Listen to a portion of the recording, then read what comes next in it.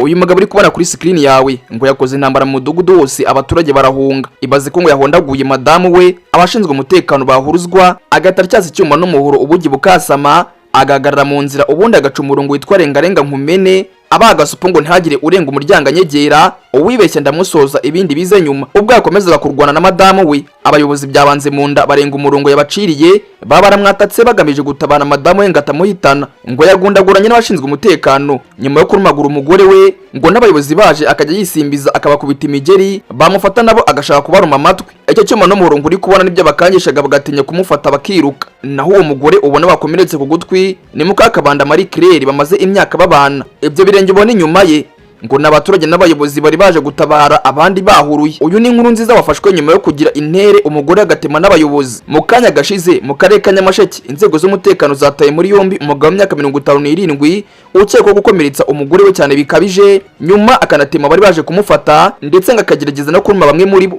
Ibingibi byabiri mu mudugudu wa mu kagari ka Kimindu umurenge wa Kirimbi kuri tariki 13 Nyakanga 2026 ahagana saa 2 za mu gitondo. Amakuru ava muri ako gace avuga yuko uyu mugabo witwa Emmanuel Nkurunziza imyaka 57 yagiranye amakimbirane n'umugore Mukakabanda Marie Claire imyaka 44 bikarangira mukubise bikomeye ndetse akanamukomeretsa. Abaturage bavuga yuko nyuma yo kubona ibyari bibaye hasi hatabazwa inzego z'umutekano kugira ngo zitabare uwo mugore ndetse ngo zanahagarika uyu mugabo ari gukora aya mahano. Ariko ngo ubwo inzego z'umutekano zageragaho byabereye uyu mugabo ntabwo yageze yemera gutaga muri yombi, ahubwo bivuga yuko ngo yafashe intwaro gakondo Agatema bari baje kumufata.